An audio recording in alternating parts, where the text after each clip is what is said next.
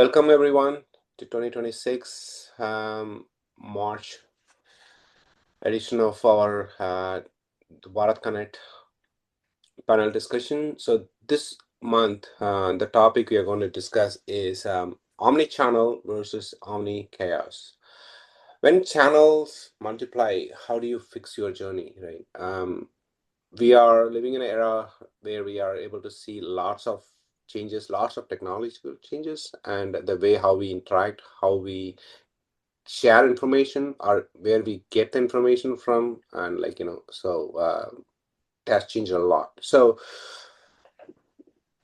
the customer service also goes through a lot of changes, right? Along with all this technology changes. So I want to introduce the topic, and we have a great panelists here to discuss our points. So let me introduce the topic quickly.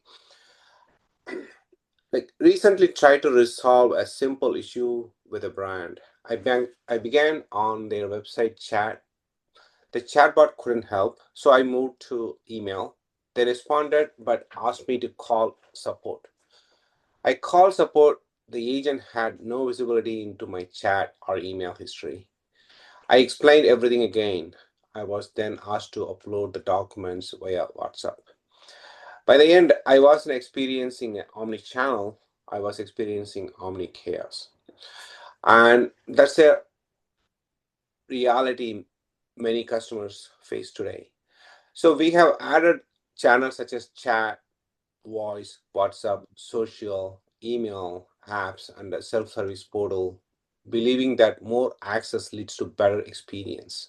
But in many organizations, what we have actually done is like multiply the complexity, right? More channels lead to more handoffs, more data silos, and more inconsistencies.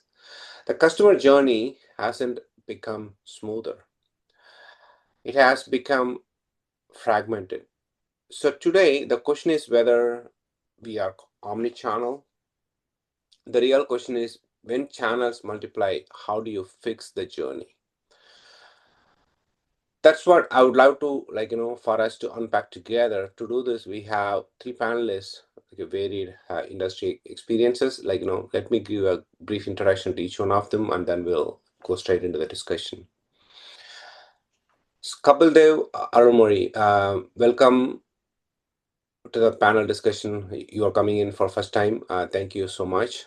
Kapil is a serial entrepreneur and a technology leader who has built multiple enterprises in product engineering, identity management, and AI-driven solutions. His work around enterprise platforms, automation, and AI-led workflows gives him a unique perspective on how technology can orchestrate conversations across systems and eliminate silos. We are happy to have you here with us, Kapil. Thank you Thank for you. coming Thank in. you Yeah. so much. And we have two more panelists who are coming back to our panel discussion. We want to welcome them with a say thank you first. Alvin, Deepak, David. Um, we have Alvin, who leads service offering and the digital transformation initiatives across retail and consumer industries. With close to 2 decades of experience implementing technologies like AI, automation, chatbot, and process mining, he has been at the forefront of helping organizations redesign their service ecosystems and customer journeys. Thank you for joining us again, Alvin. Pleasure, Uttam. Thank you. Thank you. And Nanda Gopal, welcome back one more time. Nanda has been associated with us with the customer service industry for more of his career in the e-commerce sector. He has led world-class product and services teams up to 3,000 people with a proven expertise to scale and optimize revenue. He currently functions as a founder and the CEO of Octogenie. We are happy to have you with us today, Nanda. Welcome back. My pleasure, Uttam. Nice to see you. Yeah. So let's jump right back in. We don't want to sound negative, omni-channel versus omni-chaos, but there are a lot of challenges, right? When we introduce new technology and new way of dealing with customers. So omni-channel versus omni-chaos. When channels multiply, how do you fix journey? Okay, so let's jump right into it. So the first discussion point, I would like to get all three of you, share your thoughts. So when we say we are omnichannel, are we actually designing for seamless continuity across touch points, or are we just offering multiple disconnected access points? How do you maintain context when a customer shifts from a channel, say from chat to voice? And who owns journey orchestration across channels, right? Is your CRM truly unified, or is it just multiple systems speaking through APIs? I'm sorry, I have like 3, 4 points here, but yeah, if you want me to repeat any one of them, I would be more than happy to. So I think it's a great question. I can take this, Uttaman, right? Because sure, sure. that is the product that we actually built and the solution as my company right now. Because Okay. great to see that it resembles the exact problem that we are solving for enterprise customers, right? So when you talk about designing a seamless continuity across touch points, or like we're just offering multiple disconnected access point, right? So basically right now, overall, most of the enterprises have a disconnected endpoints, right? Now if you look at, I'm just taking it from a customer perspective in US, most of the enterprise says that they are omnichannel, and they're building a solution for that. But definitely you can see a proper disconnected channel across what do you say across the systems, right? So if you look at those problems, we have to properly build the omni-channel uh, solutions for them. Pretty much when you talk about the orchestration and context, there's 2 points. Basically, you definitely need in customer service today. I'm sure Nanda and Alvin add more because they've been the root of customer service, right? So I'm handling most of the problems across a customer journeys always starts with what do you say it start with email or start with chat, but it never gonna solve there, right? Basically any customer service or any channel starts with one channel and it move across to Move. Yeah. sometime even go for your physical mail, right? Hey, I'm not able to Yeah. send a confidential document through WhatsApp or something, can you just mail me, right? So basically that's what the problem. We took it as a platform, and we kind of built a context-based engineering protocol where we built our own MCP server in terms of integrating all your third-party applications. And then we moved clearly defined what do you say KPIs for that, and then released the orchestration layer for most of the enterprise application, right? So what happens is this will actually help most of the enterprises eliminate their platform calls. It actually make them into a tool call, right? Right now the problem is every enterprise has a platforms, so that's bring a biggest chaos because every platform has their own KPIs, and every platform has their own challenge in terms of integrating with your current application on customer service. For example, if you want, I can quote very live example for a Yeah. biggest retailer in America, and their problem is they got a call from a dealer. What is the stocks available, right? Then they also got the call from an individual customer, a consumer, same thing, right? The prioritization is plays a very major. Where is the product is located? Am I having a warehouse stock and all those things? Hmm. So for this, vendor actually put a order 3 months back or something. What happens is we miss an email and we miss a chat and we miss even a tickets they raised through ServiceNow or Salesforce or any kind of ecosystem, right? And you need to have Yeah. orchestration platform for this. So right now if you ask me for the question, it is happening through chaos 80% for most of the enterprises, but I'm sure a lot of problems solving solutions are coming up through AI. A lot of people are building custom LLMs and RAGs where they create a context engineering protocol in terms of for solving those issues. Yeah. Is Yeah. True. Yeah. I can leave it to Nanda and Alvin. Love to hear from them because they are Absolutely. Yeah. Yeah. people Yeah. to talk Yeah. about Yeah. this. Love to hear from them what they Mhm. want. Sure. Yeah. Thanks, Kapil. Great point of view. What I did is, I just try to I'm just trying to not repeat what Kapil told. So I think, for me, right, omnichannel is kind of, a buzzword, for last 6 to 8 years, right? When, every company's decided that they will Yes. stitch all their service together, right?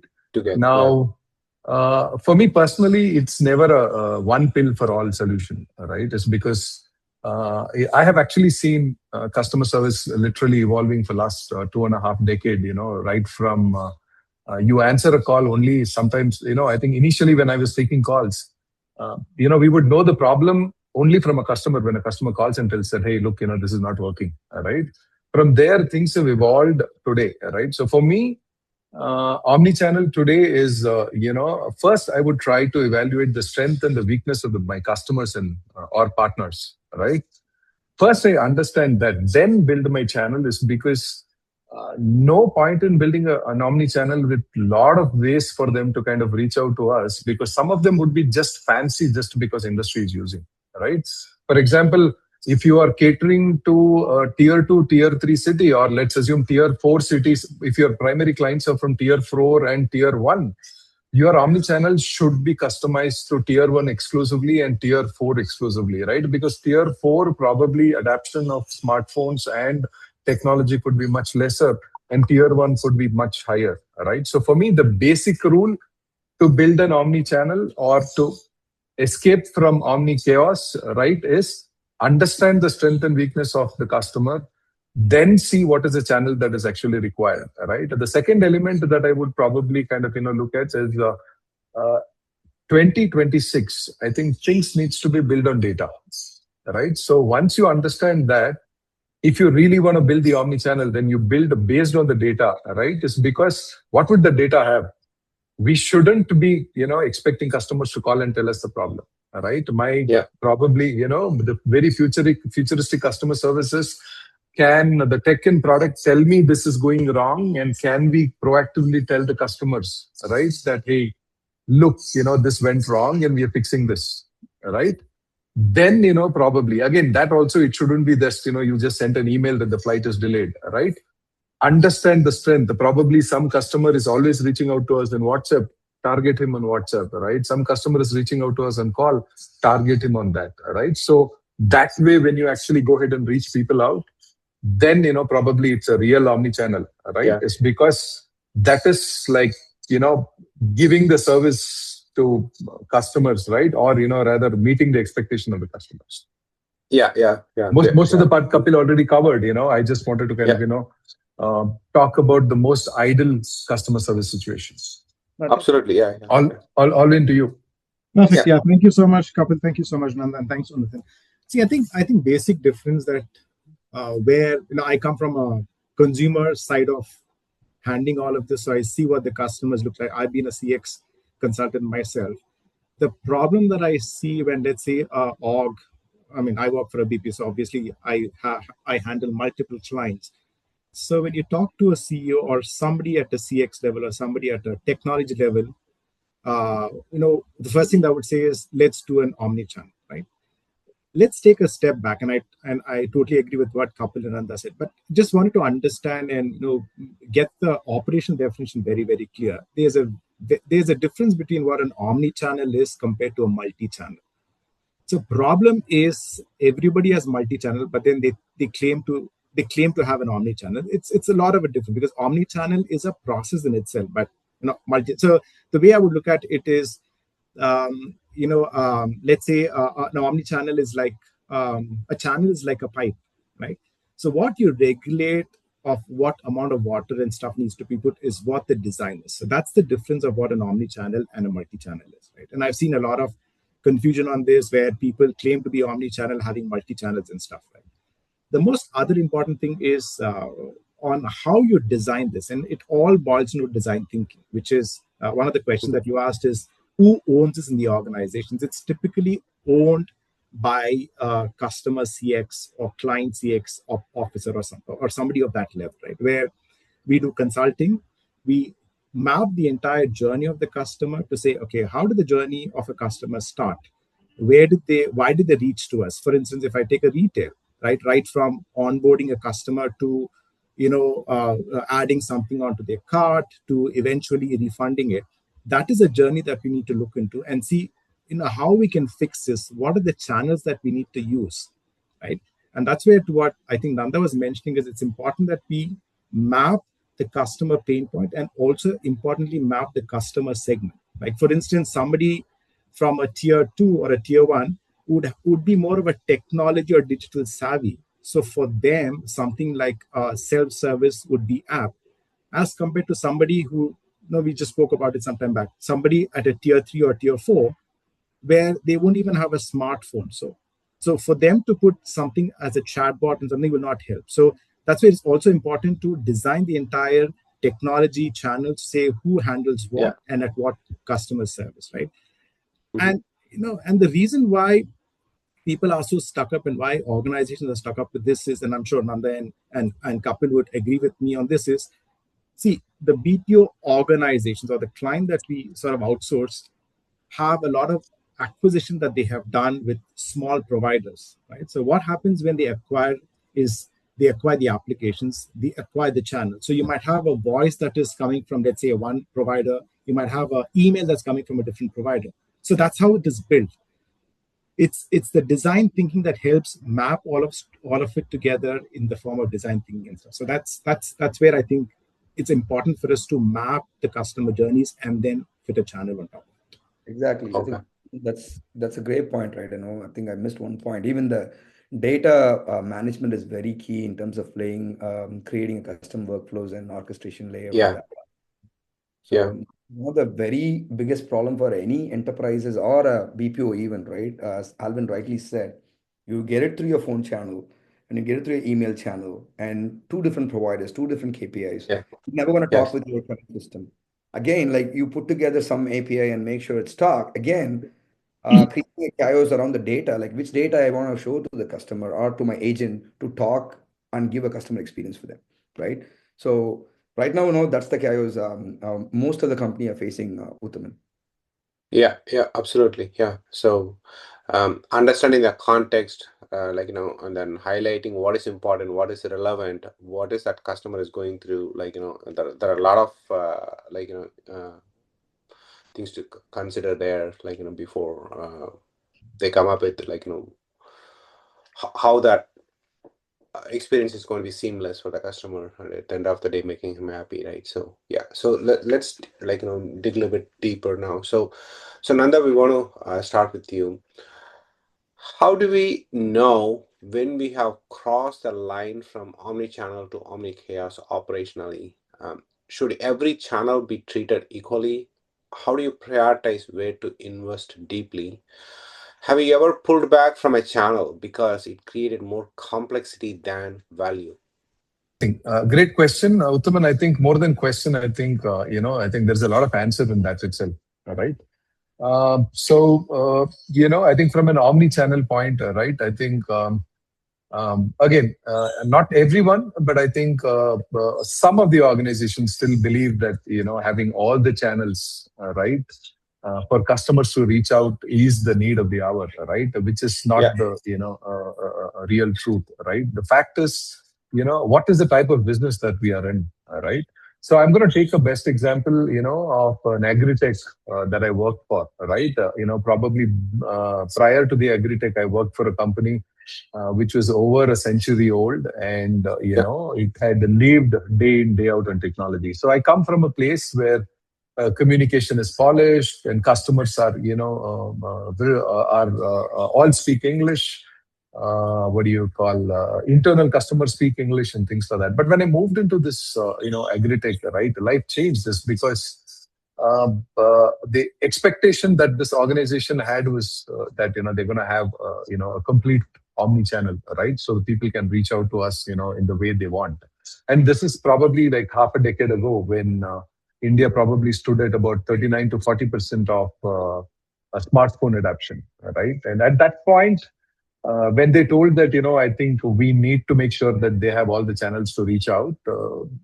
Again, I was new to the org, but went with the flow because I didn't have any data for the org to prove that, it's a wrong thought, to have. I had two segment of customers. One side, I had farmers of India, and the other side, I had retail customers. Again, when I say retail included a supermarket to the roadside vegetable seller, right? So one thing I realized was not even my customer sector also were not completely on smartphone, right? So when we tried to actually build this, I felt in the initial days, where I was actually building an omni-channel in my previous org, things changed, For example, then I realized that the omni-channel is definitely required, but it is not the typical, like it called out, right? There is no one pill for all. So it had to be a customized, non-chaos kind of an omni-channel. So here, what I did is, again, the question that you asked, did you remove anything? Two things that Yeah. I removed, right? I separated these two segments, right? And the farmer side exclusively, I tried to kind of work with technology and build something that would work on what do you call exclusively on messages, right? They could just key in a few options, right? For example, even if it is buying or placing some order, right? They could actually just put in some number, which would recognize the order, right? And our system would talk.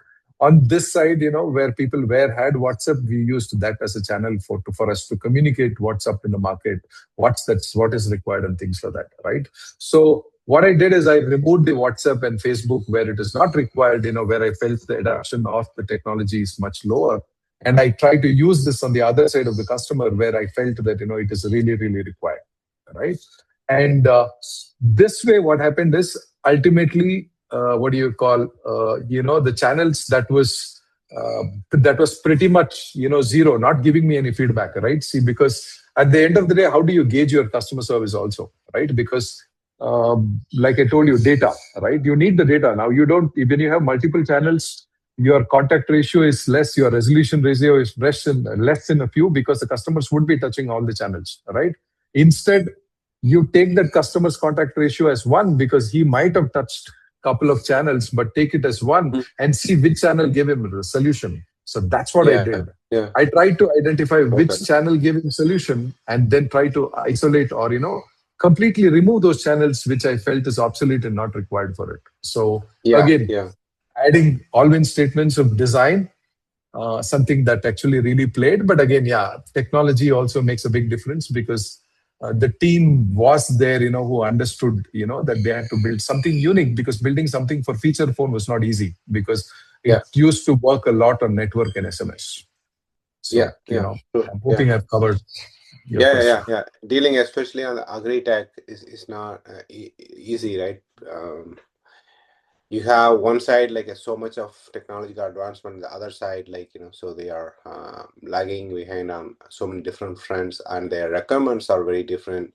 And like most of the requirements can be like more traditional, meaning like it's not going to be like a sophisticated like requirement of like what an other urban like a consumer would be asking you for, right? So being sensitive to that and like recognizing that and like putting the right technology that works and solves their problem is like so critical. Yeah.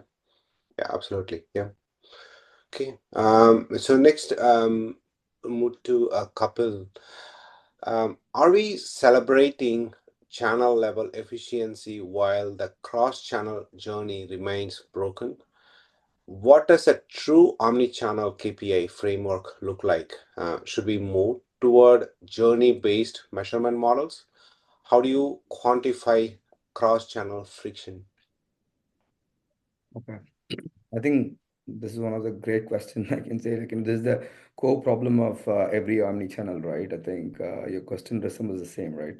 So channel efficiency, celebration, basically, like, when you want to celebrate, you have to create a proper, cross-channel journey without breaking it, right? So if that is not happening and you cannot even celebrate, the problem Mhm. is, we have a very unique example for one of the company and exactly the same kind of problem, right? So they thought, they implemented omnichannel because, they have a CX with voice, chat, and what do you say?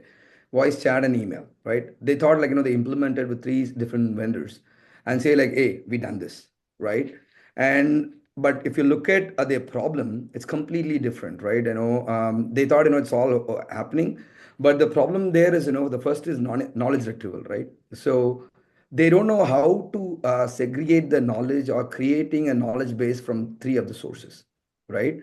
Without even doing that, if you start celebrating about, hey, I done the omni-channel presence, and your cross-channel journey will be like, chaos, right? Yeah. For that, you need to like, use a proper layer. No, I think nowadays, a lot of solutions came up. I think a lot of companies are building a proper solution, and I think I've worked with.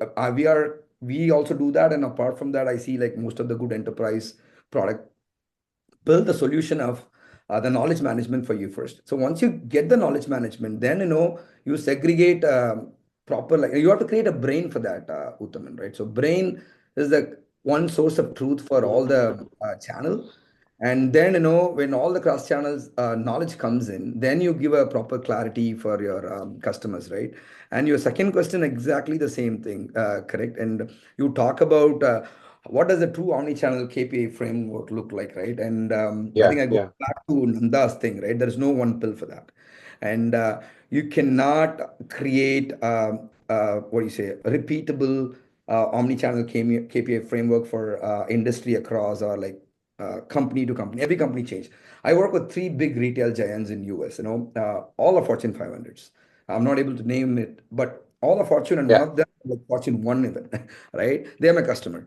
But you know what? Even in the company itself, I cannot build a unified omni-channel framework for two different departments. So the layer is very different, the problem statement is very different, and the expectation of the consumer is very different.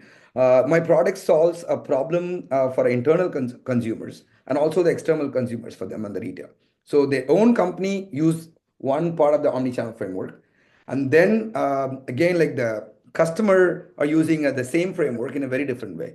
So you can't do what do you say, the uniform or like yeah, proper KPI framework. Only you can look into the problem, find out and go through the journey. I think the second question clearly says like should we move towards journey based measurement models? Absolutely, I recommend that. I think it's a win-win situation for us both, always. So I always go with yeah. like go with the journey, learn it, move from there. So I cannot just go promise to any of the customer. I think most of the guys are working here. You cannot build a proper solution and say, hey, this is the one-stop solution for every consumer problem, right? I think Nanda Yeah. and I'll agree to it. I think if Yeah. he's in Finland, he knows the exact problem. I think the golden example is once upon a time people call and say, hey, I broke my coffee tray. And that guy finally comes and say, I've been searching for the CPU coffee tray. He talk about the CD player. So people come up with the various different problems. I used to work in a customer service, right? Very different. And then again, like your the third question, right? Uttaman, how do you quantify a Quantify. Yeah, kind of- yeah, oh my God, yeah, that is if you want me to be talk about the honest answer, we're also building the same thing, right? I think yeah, we're at 20% level. So quantification is absolutely biggest question for, I don't have any shame to agree as a product company. I still tell my customer, hey, I only find out 20% of quantification in my cross-channel friction. And if anybody says 100%, yeah, I agree to it, I respect that, but still, it is actually like the graph of go up and down, right? So it's a very different question. I don't have answer I can say, but yeah. when you go through a lot of customer journey, we are at 20% right now. So if I achieve that 80%, then I can definitely answer that. But I think if Ananda and Alvin can talk about this, because they might experience this with their bigger enterprises, I'd love to hear from them as well. Sure, sure. Yeah, yeah, yeah. If you want But to add anything on that, yeah. Uttaman, the Um, final point about this question is you have to move towards a journey-based measurement models. That's actually a great that's it. Yeah, solution to go with, as far my experience so far, yeah, because yeah, I'm yeah, I'm winning more deals when we go like this. yeah, yeah. Absolutely. Yeah. Um, Nanda, you have anything to add to it, or we'll move on to the next? No, I think I think the last point that he was highlighting, right? Hmm. Hmm. Say quantifying the cost of customer service is largely again it rolls down to design itself, right? Yeah, yeah, As far yeah, as you have a channel that you see contact versus solution ratio is too low, then that it's a clear indication for you to go ahead and shut the channel, right? It's because if the contact is too low and if your solution is already too low, then again, when I say shut, just don't stop the channel. I think you would probably identify those bunch of customers and try to see, have they used the other sources also. For example, chat has not solved their problem. If you decide not to have it, try to see have these people reached out in other channels, right? Or make some kind of a communication to them that this is going to be, and then probably quantify it to closure. Okay. Yeah, and I think it's important, right? Even at these, when we're using these channels like a chat and stuff, there are a lot of AIs that we can use, right? And gone are those days, and I'm a firm believer of not using chat. I don't use chat at all because I hate when it asks for me to click this as a menu base, right? So it also depends on one is putting a channel, and more importantly, how you're enhancing that channel. Obviously, using AI and summarization with all the agentic AI piece that's coming in, right? So it's also important that you think like how a customer would think and not enforce because you want to put a channel in there. I think that's an important point that we all have to note, right? And Yeah. that's where I go back to journey mapping. You'll have to put yourself into customer shoes, and I'll talk about when I talk about my topic, where as part of consulting we do a lot of mystery shopping. We do what the customers would go into the website, go into the app to say how a journey would be. So those are things that we need to do for anything to be effective, leave alone technology. Yeah, absolutely. Validation and making sure that it is doing what it is actually we intended to do, right? So it's very important. Yeah.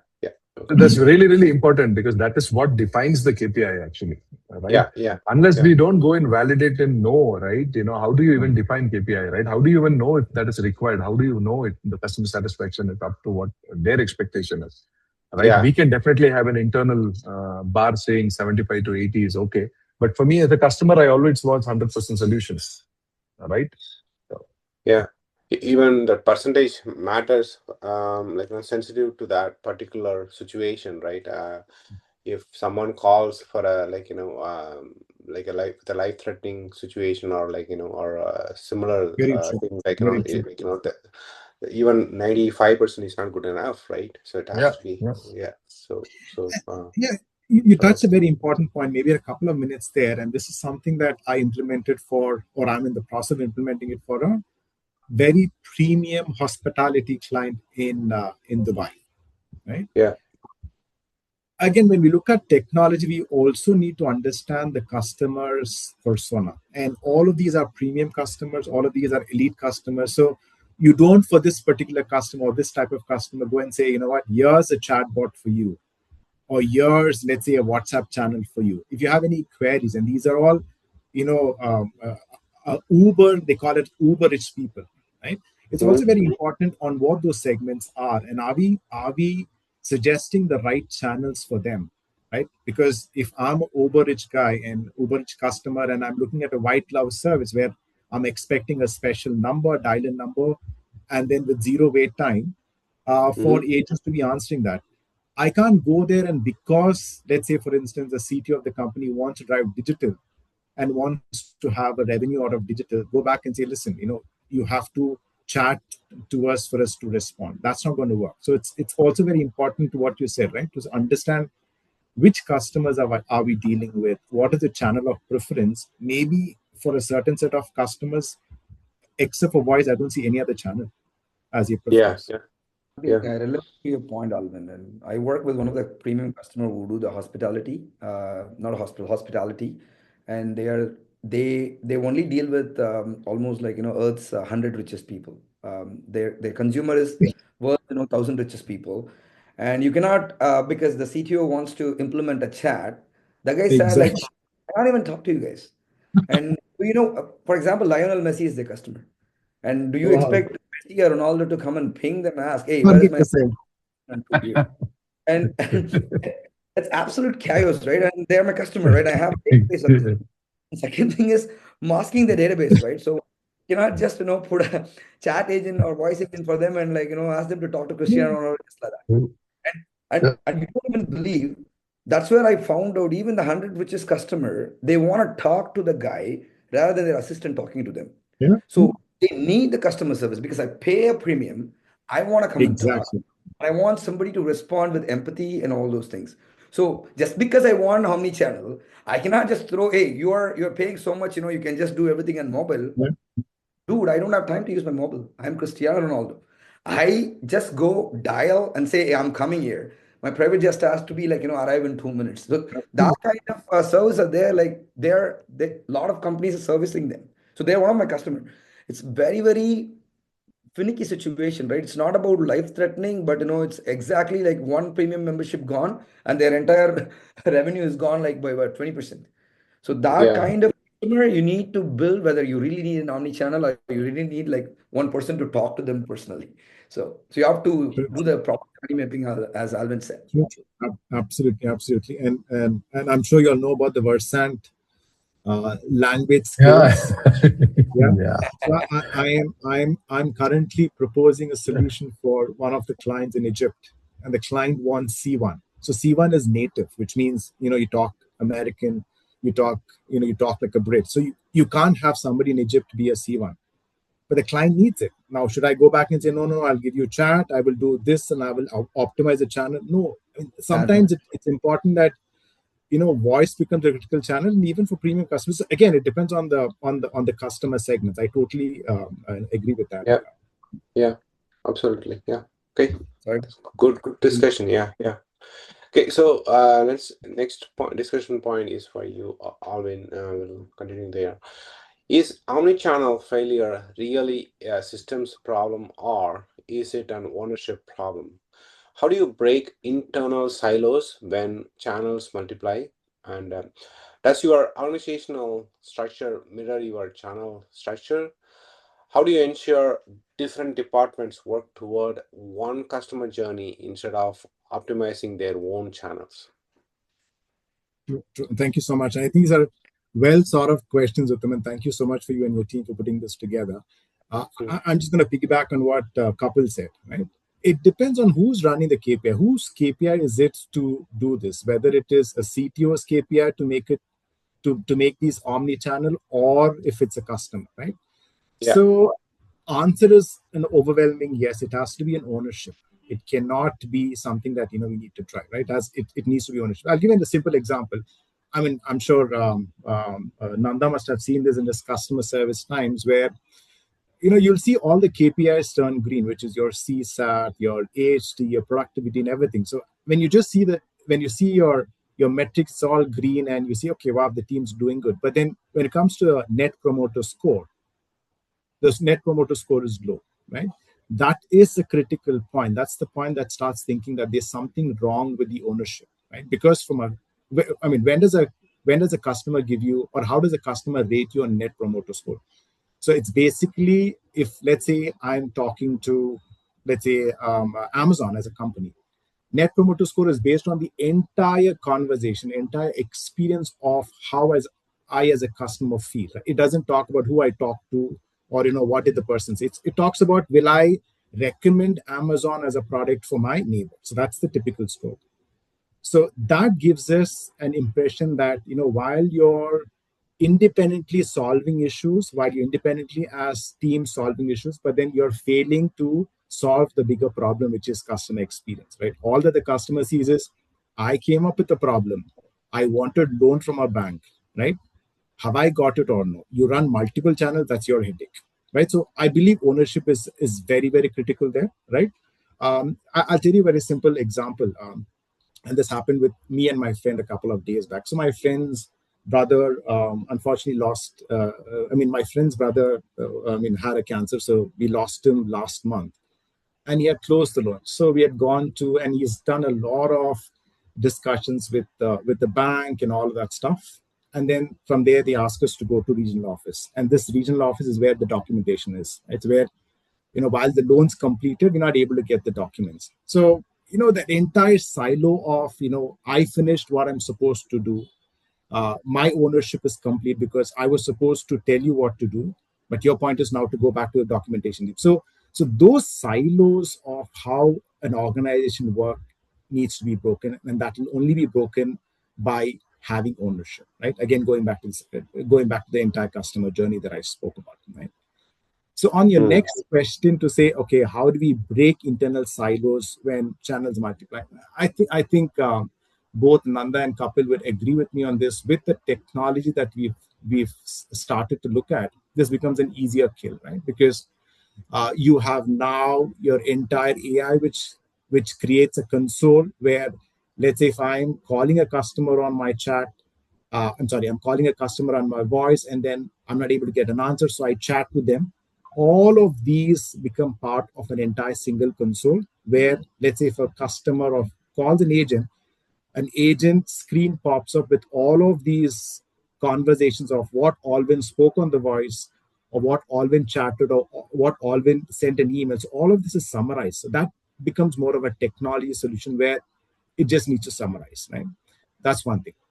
But what your CRMs are doing, like the great Salesforce or the Oracles are doing, is they're creating this as a console in itself, right? They have agentic AI and all of that, which sort of recommends what needs to be done, and so it's more of that, right? So that's on your second point. On the third, let me Yeah. just go through. What was your third question? Yeah.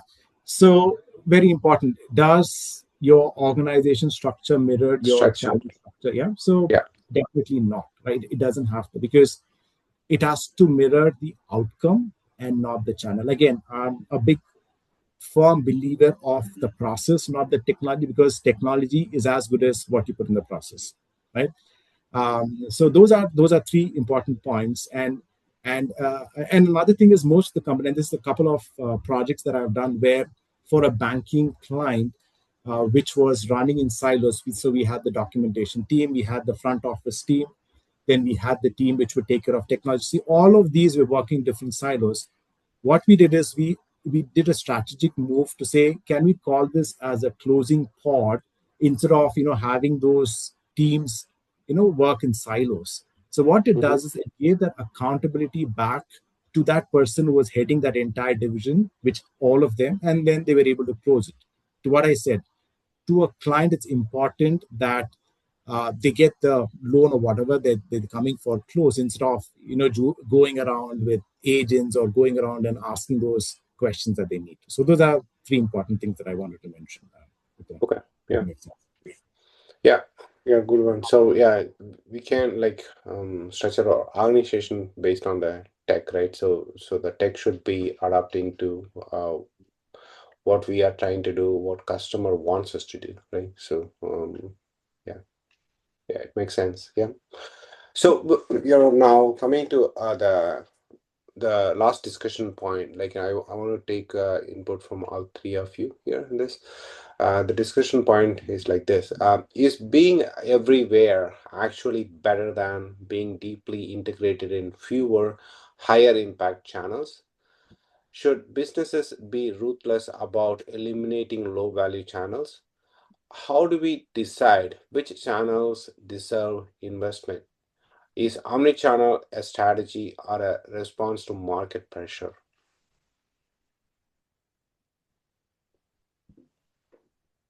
I think the questions are really, really great. Actually, like, who prepared that? I don't know. Like, it has actually resembles the entire universe enterprise problem, right? And I think it's being everywhere actually better than deeply integrated in fewer. If it's a general take, or because if most of the CTOs as a peer pressure, or CIOs as a peer pressure being everywhere, but if you ask when they done that, they definitely face a problem with them, right? The chaos will be there for sure. Today's I think the fast-paced AI-based development, right? For example, 6 months back we talk about generative AI, now agentic. Now again, like in 3 months we're going to talk about a system-based AI, right? Then, so this will evolve, right? So that point of time, like it can't be everywhere, right? You have Mhm. to properly properly channelize, high impact channels.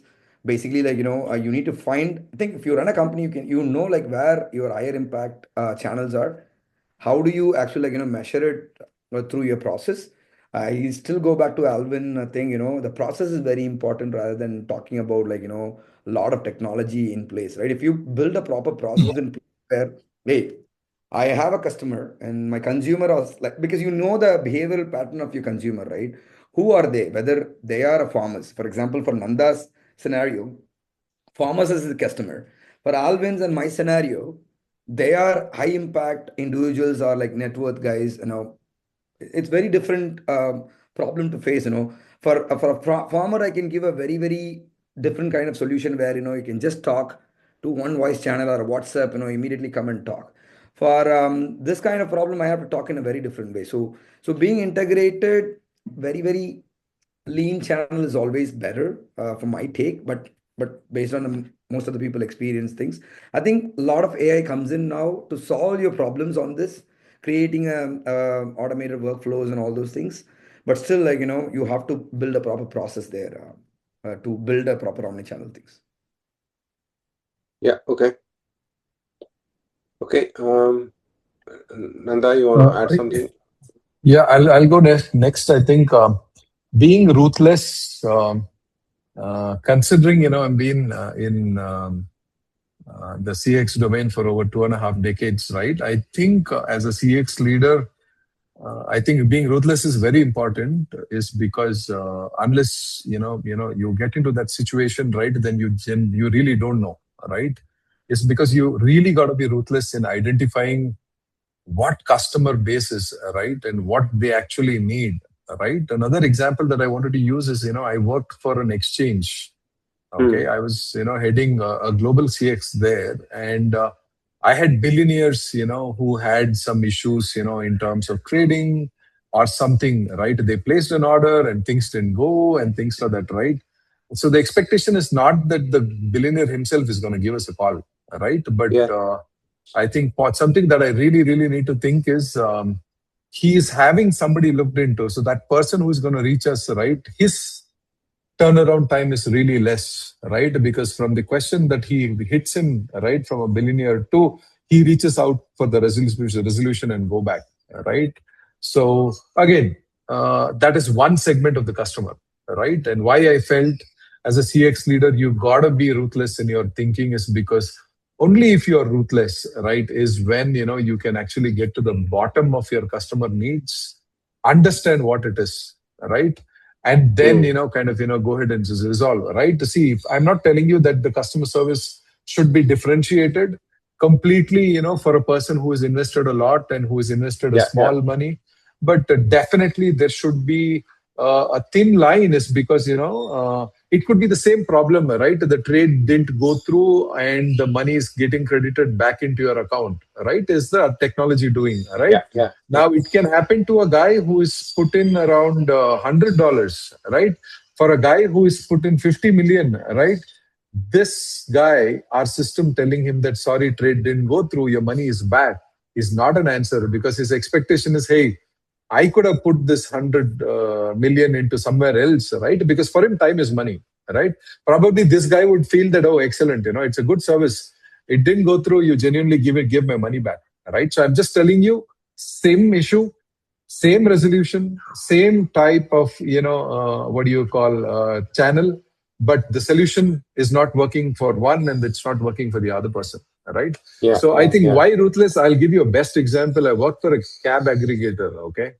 So here is a unique solution, not sure, if that's still playing. We, again, how do I say, we kind of always name the project uniquely. We named this project Guardian. Now, what this project would do is, if a lady customer is traveling, right, exclusively between 6:37, not that, during the day the safety feature is turned off, but exclusively after 6 p.m. to 6 a.m. in the morning, right, we identified through geolocation marking all those areas which were isolated, dark, minimum, street lights and things like that, right? So this was a unique feature that we put to the drivers and the customers, phone, because both would have app who booked the cab, right? And identify if these cabs stopped in these places, right? If this stops, then there is a trigger to the CX team, right? We had a special team, which had more rights and power, who could actually call up 100 and also get a police team on conference, right? And we made sure that in less than 30 seconds, that car passenger, right, if it's a woman, would get a call, right? Again, this does not have to do with voice. It does not have to do with chat, somebody calling. This is an exclusive proactive service that actually was given to this lady, especially, female customers, right? The of all, we made sure that, they get a call in about less than 30 seconds to 1 minute where, the customer service agent would ask what happened, Yeah, right? yeah, We yeah, came across yeah. several situations, initially we didn't have data to go back, and convince the, what do you call, the CTOs or, the CFOs to say that there is no yield. Because most of the responses were, hey, I wanted some medicine, the driver just stopped here, or that, we stopped here because I had wanted to go and pick up my passport from the car, right? And especially, right, a city like Bangalore, when you cross outskirts of Bangalore and go to the airport. But actually, when the testimony started coming, right, when customers started leaving reviews, then, we actually understood that is like a really, really need of the hour, right? It's because to avoid toll, there could be drivers taking a deviation, through the dark and isolated places, right? This is just one of the examples, right? Against, I gave you another example, right? Of same solution, same channel, everything, right? It's bad for one and it's one for good, right? So again, coming back to the statement is yes, as a CX leader, you always got to be ruthless in Mm. choosing what's required and making sure that, that is always working as expected. Right Yeah, yeah, now, yeah, open a channel when it is required. If you don't want to need an additional channel, just because you think, okay, I'm getting 100 calls and I can answer only 80 calls, does not mean that, okay, I'll go ahead and put chat and that 20 calls will come, that 20 connects will come in chat, or the 20 connects will come in WhatsApp. That's not the solution, right? yeah. We need to be ruthless with the data, understand, is that 100 calls that's reaching you supposed to be on a particular channel that is coming? Then if you're isolating this, then you isolate, right? So exclusively, right? I think I gave you an example, right, from a farmer who's not using a smartphone, probably a feature phone, to a guy who is a billionaire who does not even use his computer. Somebody else is using him for it, right? Yeah, yeah, yeah. So I think it's very, very important, as a CX leader, you be ruthless, with the data and informations that you have, and Yeah, use this proactive, or what do you call, a preventive measure, of identifying a car stopping in an isolated place, right? And then, go ahead and provide the mm, service. I think Nanda, you're actually on yeah, point. Even yeah, like when you're implementing an omnichannel solution, right? The SLAs are very important, right? For example, you go with buy any kind of like yeah. CRM or ticketing system or something like that with SLAs, right? Very very lame example is I'm a founder. I want to send a proposal in an hour. My laptop broken, right? I went in ticketing system and raised a ticket, and but the SLA says like the resolution time is 24 hours. So but as a founder, like it has to I expect like it has to be like in what do you say, like in 30 minutes for me, right? I have to get my laptop and I have to send a proposal where it will change my company's entire future.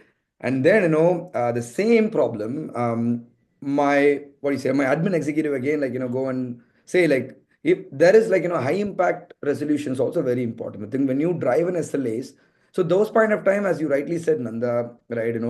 First channelize all your real problem into one problem and see like which one need as additional omnipresence for you to go and solve. For example, if there is an AI solution there, like they go find out, hey, this guy context is very different, it comes from a C-level suit, you need in 2 hours, or you need to like send something in 30 minutes. So SLAs are very important when you implement omni-channel, right? So I think if you go with even with the bigger system like Salesforce of the world or Oracle or ServiceNow of the world, the SLA is 24/7, 24 hours.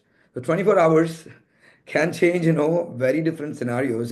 That point of time, as you rightly pointed out, you can add more omni-channel. But Nanda is on point, right? You have to be very ruthless as a CX leader, whether you really need the solution or not. If you Yeah, just yeah, yeah. picking it, it's like buying a marine tag and you like goldfish and you have to put it in there, so it will die. Yeah, If yeah, it's a yeah, maritime, put a Nemo or a Tang. And don't. Both are fish. Both swim in water. Think about it. So yeah, that's a yeah. Nice, unique, but nice example. Very yeah. nice. Yeah. Yeah. So, see, as much as it is a market pressure for, let's say, a provider like us, right, any BPO, it is equally a market pressure for customers as well, or clients as well, right? So what typically we do is, it depends again on clients. There are clients who want to be, who have a fear of losing out. And I've worked with clients who say, I want to be best in the brand. I want to be best amongst the competitors. So it also depends on what the client needs, not always what a CX needs. A little different perspective of what I've seen. Another variable that is important is the budget. Now, there are clients who are okay to spend because they want to be the first time tryers, early birds, and all of these technologies. So if I'm a client, I worked with a very small client in the US where they wanted to implement all the technology possible. But over a course of time is when, then the actual pressure of, okay, is it giving you the ROI? So it depends on the phases with which they go. They start off with saying, okay, I want to do everything. But then again, based on the data is where they go back and say, okay, this is an ROI. This channel gives me this number of ROI. So it's better to knock off. So again, it depends on the client. I wouldn't call it as a single stick for a solution for everything. Yeah.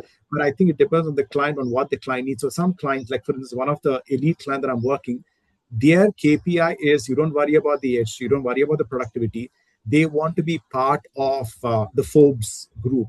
They want to be rated high. So when you're in that league, what you essentially have to do is compete with the market, and that's where the market pressure is very, very important. You cannot at that stage go back and say that, okay, I'm a client with only voice as a channel. So that's where it's important to be at that channel. And again, I'm part of the solutions team as well, where I think of the 9 out of 10 RFPs that we get, 9 has a simple question: is your company an omni-channel provider? So then it depends. Then that's a giveaway. You have to have those capabilities, whether the client uses it or no. You need to have, and that's where it becomes an important market pressure, even for, let's say, a CTO or a CXO, to have those capabilities built in, whether we use it for the next client or not. So it totally varies from client to client. Yeah. You see, you rightly said, whether they don't even know whether they're going to need it or not, or it makes sense. But it's like a standard expectation nowadays. Yeah, absolutely. Yeah. Okay. So very good discussion. So we came across a lot of different approaches and different pointers on how to handle some of these unique situations, how to take it forward. So that's very good. I'm thankful to all three of you for taking time and joining us. We are getting into the top of the hour.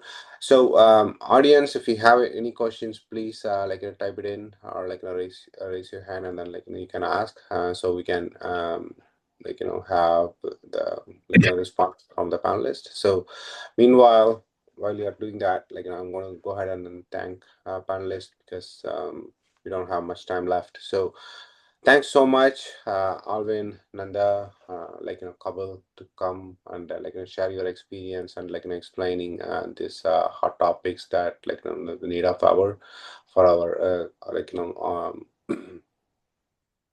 group. So I'm pretty sure our community will find it useful, the discussion points what you guys have brought in today. And so it's not just today, Alvin and Mananda came back again. So Kapil, feel free, and there will be more opportunities coming in future, so we'll tap into you and your expertise. So so looking forward to be working with you in future also. Okay. I think we have somebody, Yelika and Yep. Yeah. sorry Actually, to cut you, Uttama. Yeah, no problem. so I have a question to Alvin actually. Yeah. So he was mentioning about, so when you say, so there could be a company where they want to implement multiple channels, but one provider would be good at providing text channel, or one provider could be voice channel, or someone would be for different channel. So, but whenever they want to choose a single provider who is good at all those channels, right? That would be a difficult thing, and at the same time, the ROI calculation or the cost would be much higher, right? So in such cases, how should they go ahead and, while to select the right vendor, probably on a high level note would help. Yeah, that's a very good question. Thank you so much for asking. I think, not I think, but there are a lot of providers who are SaaS providers. When you talk about, Genesis, when you talk about Avaya and all of those, Nice and Contact. So these are all SaaS providers who have both voice, chat, email, even social media, right? They tie up with companies like sprinklers and stuff. So you don't have to go to multiple vendors. If you were to, I mean, if you'd asked this question maybe 5 years back, I would have said yes, that makes sense. But now with SaaS providers coming, CCaaS providers coming in town, it just one vendor that goes that can give you all of it. I think, Alvin, you're right. Even Genesis, right? They don't have one, what you say, like Genesis, Nice and Contact, and I work with all three as a solution provider, right? So I build Tunai on top of them and providing to enterprises. Okay. So Okay. most of them build enterprises, right? So nowadays, even you can choose one vendor, and they're responsible to find a stitching solution and make sure, like they give it to you. So Yeah, now, absolutely, I absolutely. think, they signed up with Genesis, one of the biggest retailer, and Genesis chooses, and entire the retail also chooses, becoming an orchestration layer in terms of integrating the entire what do you say, the Right. knowledge. So nowadays, you can just go with one vendor. It's very easy because most of them are coming with a proper solution. Exactly. Again, it's a problem, right? If you go with three multiple vendors, you're omni-channel, then again you have an omni vendor. So that becomes more chaos than any other thing. Yeah. I think as a part of BCP, I think right, Yelika, I think my suggestion is you always look for a service provider who is also advancing in technology, right? If somebody comes to you and tells you there is only one platform that I can support, then it's an alarm. Sorry, to be very blunt, it's an alarm that, that they are not going to justify your business, right? So the person coming and telling you that, hey, I give you this service, he should also have potential to tell that, hey, currently I have this on my platform, but I always have my partners who support me with others. But genuinely, you need to be open to support all channels because some businesses, right, for example, might need more than one, right? You cannot go look for a support or a player when you really need the business. Yeah. Yeah. Yeah. Got it, sir. Thank I you. got one question here, I think, for Hussain. Can an AI play a role in stitching? Absolutely, Hussain. It exactly resembles my product question today. Like we are doing the same problem. I think AI can easily solve stitching together your customer interaction across channels. So we have a lot of custom workflows, design workflows coming in together right now. So it will easily possible right now in today's advanced level LLMs and racks. So we can easily do that. Hey, we just have three more questions. I think Vijay is asking, is there a future really on omni-channel, or should organization move towards contactless, channel-less experience where customers simply interact and technology? No, I think it should be, at least in today's day, I think it should depend, because customer would not be able to, it's because we are currently living with six different generations, while Gen Alpha is too new, but from silent generation, the baby boomers, right? Gen Y onwards, right? They are lot tech savvy. So if you let the technology decide, the technology will always assume that this is the best service. So we have to isolate generation wise, and probably anybody who is, see, we are little flexible, but what do you call Gen X? But anybody Gen X and above would always, for example, I don't know, Olin did mention about call, but after 25 years, I still prefer call because, why I prefer call? Because I know my problem and I will ask only that and I will take my solution and go. So I don't beat around the bush, right? So if I get somebody to talk to, and then, I'll go. So Vijay, just to answer your question, to me, it's we should not be leaving it up to technology. Instead, we should build the technology to our needs. If you guys want to answer anything on that or pick up, any of the questions. Yeah, just on that, there are a lot of analytics that are in town now. Your sentiment analytics, your which identifies what sort of profile you have. So yeah, while it is not a technology problem, but then it is how you build a business logic around it. Yeah. Exactly. Is it happening now? Not quite there, but then the entire agentic AI is that, right? Agentic AI says, okay, you come up with a problem, I'll tell you how to solve it. It could be, I mean, that's a very nice thought, actually, which is nice, good for you to think on those lines, Yeah. because you're letting agentic AI not only tell you what your solution should be, but also tells you what mode of communication is best suited for Alvin, who's maybe a Gen Z as compared to somebody, right? So that's maybe a forward thinking, but then absolutely very good question. Yeah. Yeah. Appreciate you for that. I mean, the Okay. second question is You, good, right? yeah. Organization, more technology than ever. Head customers still, friction across channels. So the reason could be like, as I told you before, we've been touching the topic, right? The reality is many organizations fail to achieve this because of the knowledge management, right? The knowledge management is very key for your customer experience. When you build omni-channel experience for them, like, you get, as rightly said, like, Nanda start is a problem with phone call, right? Alvin can start with chat, and I can start with just an email, right? So three personas, three different problems, but same kind of solution, right? But as an organization, I have three channels. You can chat with me, and you can, for example, we built a recent solution, right? So they can chat, they can talk to an AI agent, and on top of that, we also have a human live agent to, like, barge in immediately and resolving the problem. Yeah. So reasons could be like, the first reason could be a knowledge management. If you don't have a proper knowledge management and the data flow and the workflow management in your place as a process, then absolutely a friction will, like, play a bigger role in your omni-channel, omni-channel process building.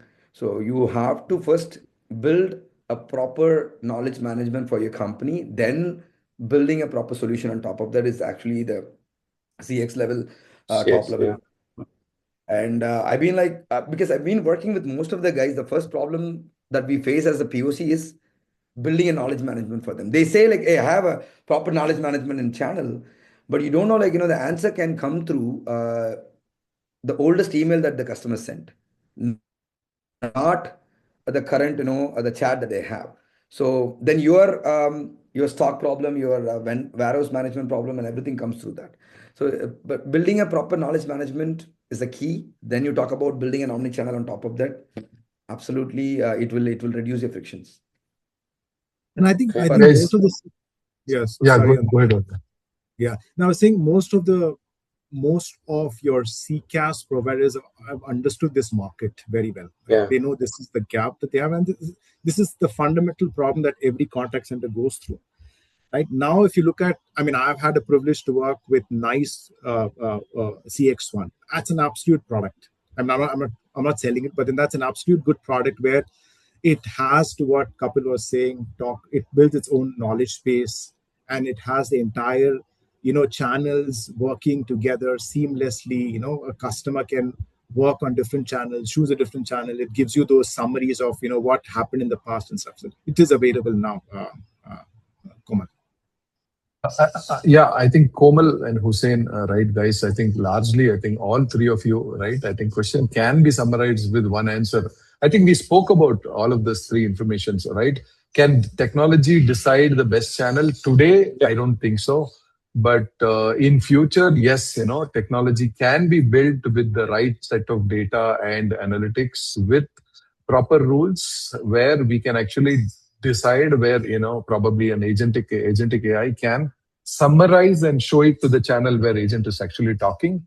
And yes, to add to Hussein, what Hussein is asking also, right? Yes, once agentic AI actually comes into play with at least 90% to 95% accuracy, then probably this can be managed by technology. For example, a problem comes, this is, the customer would have hit 2, 3 channels, and then the customer is going, but the AI recognized that he is hit 2, 3 places. The AI will summarize with probably with few informations like the customer waited on chat for this for this for this, right? So before the agent takes the call or before the agent looks at the chat, technology and AI is already giving him a quick summary of what Alvin went through. So the start of the call is largely like, hey, I know that you went through, you've been pushed to right. So you are now with me and absolutely going to help you. And I see that this is the things that you tried on the app and it was,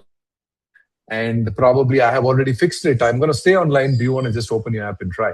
Right. So just to answer all of these three, right? So this is how we build the technology. technology can be stitched, and an AI can be put who will monitor and give the required information, and a solution can be given. Sorry, just keeping the time in mind, I summarized because we did cover all this clearly. No, it's good. It's good. Thanks. Yeah. Last point I I can think, you can yeah. build omni-channel when it's really needed. But when you build it, build a proper process in place. And then the first point is think why you really need an omni-channel there. So if you don't need omni-channel, don't confuse yourself and don't get into the chaos. And for me personally, the punchline is best customer service is no customer service. Okay. So as far as you identify the problem and you reach out to the customer and solve the problem, or tell him that, hey, this happened last night, your trade didn't go through, but we pushed it and it's gone through and you made this much X money, right? Or your collection center has already collected that first vehicle missed. I think for me, probably the future should not be an omni-channel where customers are trying to reach out to us. I think the organization should be reaching back to the customer, because it's not a difficult task to identify what customer is doing, because the future, pretty much everybody will be on website and app. So you can identify his behavior, identify the problem, give a return customer service than somebody reaching out to us. Again, too futuristic. As a 25-year CX leader, I think for me, that is, biggest achievement for me. I think by the time you're talking, Nanda, right, I got the message from Thomas Cook stating that your app is not going to work this hours, right? And so I don't get into a problem, right? If I'm traveling somewhere, exactly like you're talking, I'm getting the message. So I think this is what the customer experience looks like, right? So I don't use that card anymore, and I can use another card. I think the second thing is the famous saying Alvin and Nanda knows in customer experience, like bad news goes first. So go and tell the bad news first before even they find out. So that eliminates. Yeah, true. Yeah, being open and honest always helps. Yeah. Yeah. Okay.